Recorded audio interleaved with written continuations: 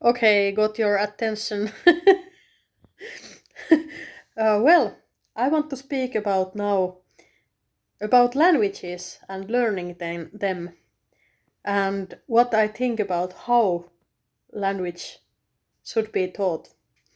Uh, well, myself, I did not get very professional or good English teaching when I was a kid. My English teacher actually bullied me and he embarrassed me in front of whole class when I did something wrong. And that is kind of the opposite what I think about good learning could be and good teaching. I think that in everything, but especially in learning and teaching, uh, the basis of it all should be safety, emotional safety, so that all kind of emotions are allowed and so that everyone can be themselves safely without being bullied or um, not any kind of violence allowed. And the teacher's task is to keep boundaries that nobody bullies and create a safe place with boundaries also. But what I think that should be the first step to learn any language should be actually the common universal language, which is din din din din. Do you guess it already? Language of body and language of emotions, because that is proven to be universal. We all have quite similar feelings, emotions all over around the world. It have been proven that, for example, Aboriginals they recognize different kind of feelings that actors from Western use, and they recognize them quite precisely. Um, and when I directed a group of people who did not have almost any word in English or not even in Finnish, women's group, what I did was that with body language and with emotions, I taught them first words about feelings. And it was really fun. Also, we shared what is different emotions in their language. So I also learned their language too. And it was funny. Um, and doing like this, I think that there is many well, now I got blackout again, but it does not matter. I can just breathe. Whew. What was I saying? This can happen sometimes. It does not matter. It can also happen in your own mother language, that you just don't find some word to describe what you feel or think about.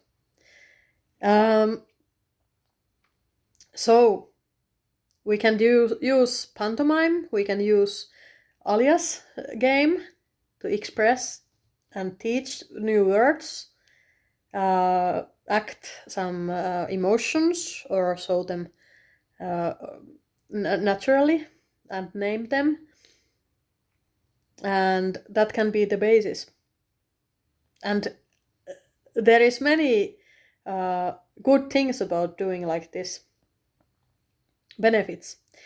That was the word I was looking for. Anyway, the benefit is that when you express many of your feelings, you can accept them more. And the more you accept your own feelings, the more you don't have to fear about them. And when you don't have to fear about your own feelings, for example, let's take, for example, anger. If you haven't made friend with your anger at all, what it can be, the huge rage or a little bit power, like, I want this, or I don't want this anymore. It's enough. It's expressing boundary. But if you haven't made friend with your anger, for example, then it's very difficult for you to express your boundary with the power needed. But when you have fully, in safe situations, fully got to know, make friends, and understand your anger, then you can control it also, depending on the situation. You can have a little bit spice from the anger in your speech, and it's much more motivating and interesting. Or you can have a little bit anger when you wake up in the morning, or when you set your boundaries, or in many different situations. So it can be very therapeutic when we learn new language. We can rebuild ourselves somehow, and we can get recovering healing experiences, because the new language always helps us to get a new perspective and new view, and distance somehow. So we can at the same time feel the feelings, but also we can look them from a different point of view. Yeah, so I think learning a new languages can be actually very therapeutic if we do it in a safe way and in playful and in fun way. So we don't have to concentrate on so much doing mistakes or avoiding them. We can just learn naturally. And I think that then we can be more ourselves when we express the language. And I think that is really important. Many people say that when they speak foreign language, they feel like they are a little bit different person. But I think that when we have a safe base of learning, and we can also, if you have traumatic experiences, you can also relearn. So, for example, I have learned a lot as an adult, even though I had really traumatic experiences from English speaking. But now I can speak quite fluently, and my English is not perfect, and I'm not perfect, and I will not ever be, or my language. But it does not matter. I can express myself. So I'm the same person, whatever language I speak, but I can look myself from a different point of view, and I can express other sides from myself that are maybe not so accepted, or maybe are not so visible even for myself when I speak my mother language. That is also what happens when we travel.